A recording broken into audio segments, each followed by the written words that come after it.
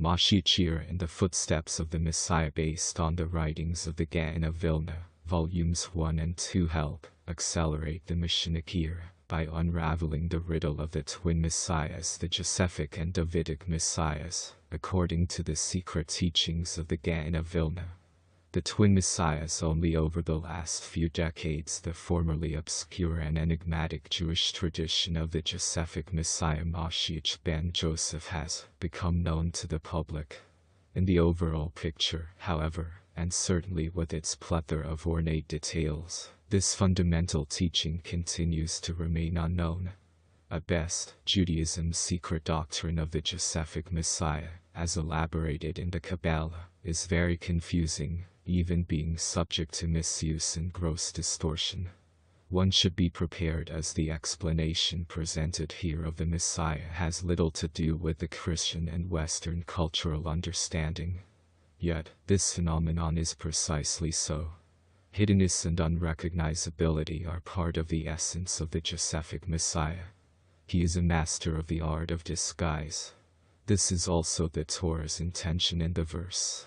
Joseph recognized his brothers, but they did not recognize him. Genesis 42:8. Rabbi Hillel Rivlin of Shklov, 1758–1838, writes, Joseph recognized his brothers, but they did not recognize him. This hiddenness characterizes Joseph, not only in his generation, but in every generation in which the Josephic Messiah recognizes his brothers, but they do not recognize him. It is part of a diabolic scheme that the qualities of the Josephic Messiah are concealed in the final period of the footsteps of the Messiah. Due to our many sins, he is scorned as well. If this were not the case, our suffering would already have ended. If only Israel would recognize the Josephic Messiah's footprints, i.e., the signs of his presence, the ingathering of the exiles, etc., including the Messianic role of science and technology, we would already have seen the complete redemption. What makes the Josephic Messiah such a complex subject is that it is only one half of a larger picture. The other half, which is more familiar to everyone, is known as the Davidic Messiah, the Davidic King Messiah, or simply the Messiah. Together, they are known in the Zohar and in the Gaon of Vilna's commentaries as the Trim Shechen, the Zohar's Aramaic term for the two messiahs, the Josephic Messiah and Davidic Messiah. The Josephic Messiah between these two cosmological forces that forms the hidden landscape upon which the drama of the entirety of world history unfolds. It is for this reason that I have chosen to translate the term as the twin messiahs. It must be emphasized that in the language of the Torah masters and Kabbalah sages, the appellations of the Josephic Messiah and the Davidic Messiah refer to much more than the historical Joseph and David. These two Messianic forces were in existence, potentially and manifestly, not only before the historical Joseph, viceroy of Egypt, and David, king of Israel, but even before creation. Rather, Joseph and David are specific constellations of the forces of the twin messiahs incarnating, as it were, in historical time and space. The historical Joseph and David then reciprocally become prototypes for the twin messiahs, from whence we derive many of the subtle yet crucial details of the phenomenon of the twin messiahs.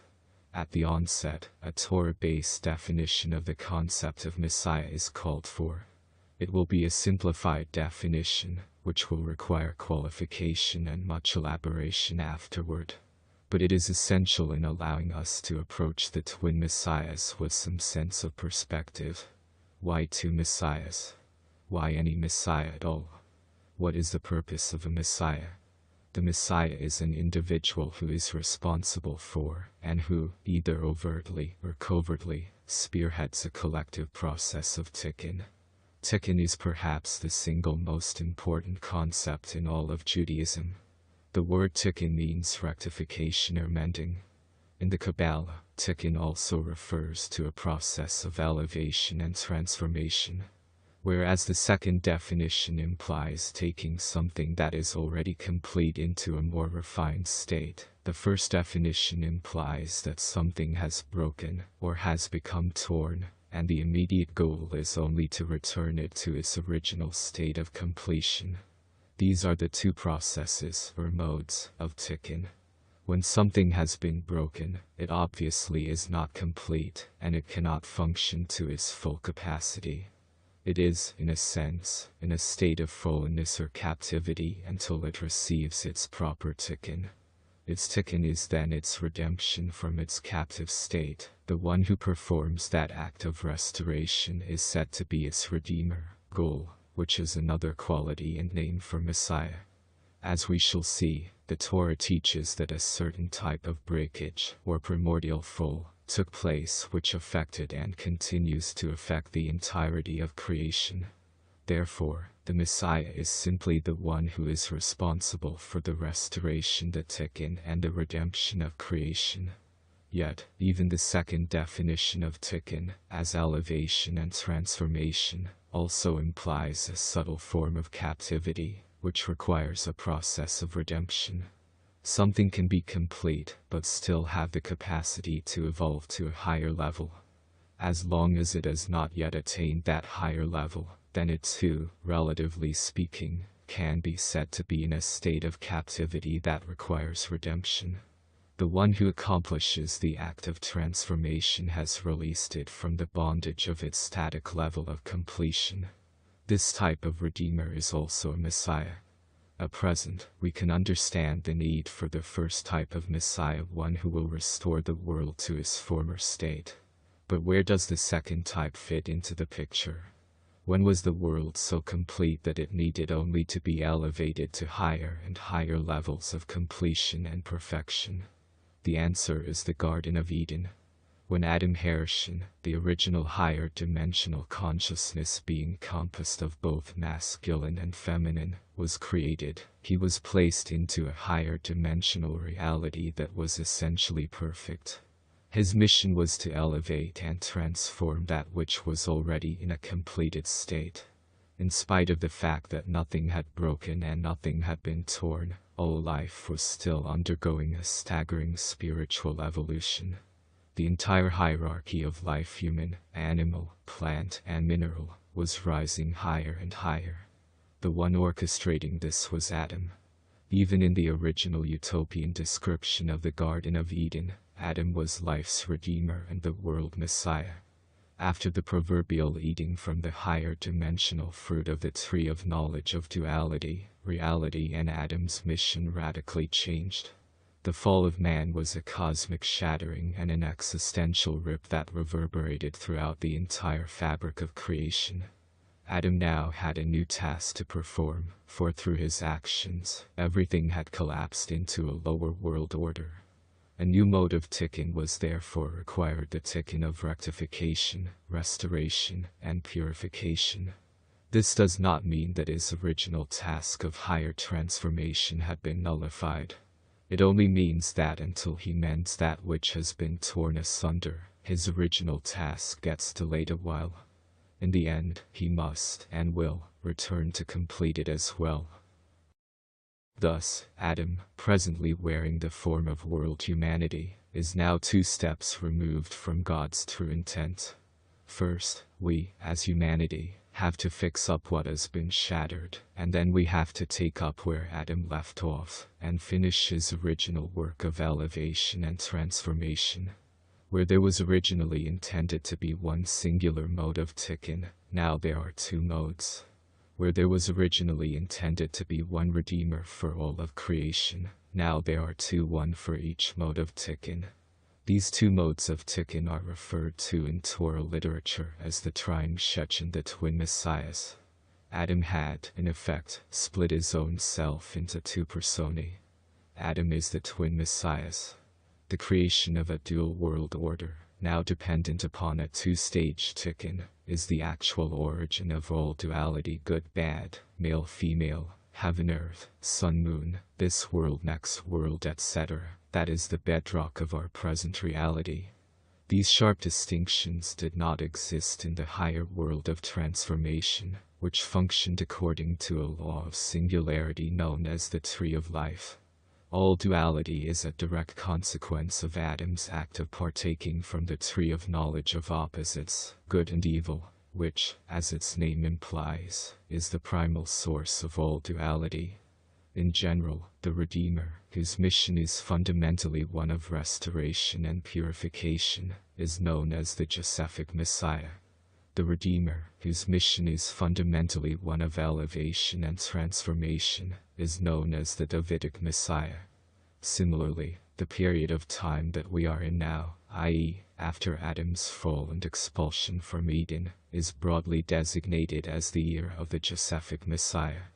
This is the period of time for his mode of tikkun. As explained in the introduction to the book, the present world order is scheduled to exist for 6,000 years. It is during this time that the tikkun of rectification must take place in small increments. Although, in general, this entire period is the providence of the Josephic Messiah, it is the second half of the 6th millennium, i.e., from the year 5600 to 1740, which is the essential period for the tikkun of the Josephic Messiah. After this tikkun will be completed, i.e., near the very end of the 6th millennia, then we will enter the period of time designated as the year of the Davidic Messiah, since it will then be time to finish the mode of the original tikkun of transformation.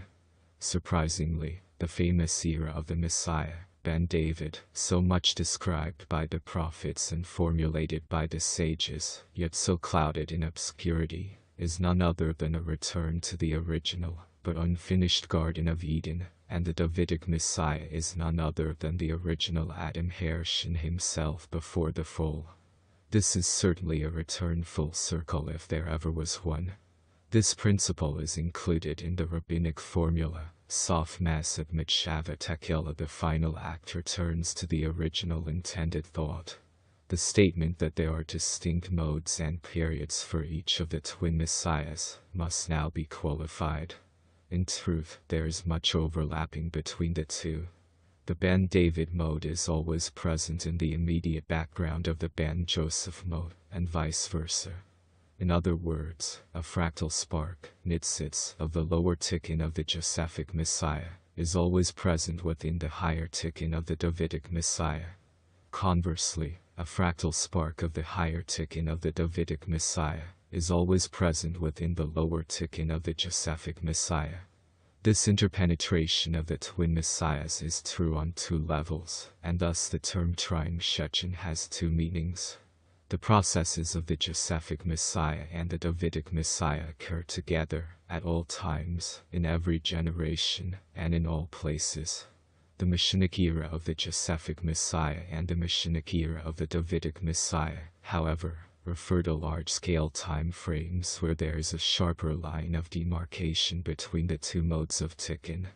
The first aspect of the twin messiahs that functions on the generational or micro-time scale, i.e., on an annual and daily basis, is the generational twin messiahs. The second aspect of the twin messiahs, which functions on the millennial or macro time scale, is the millennial twin messiahs.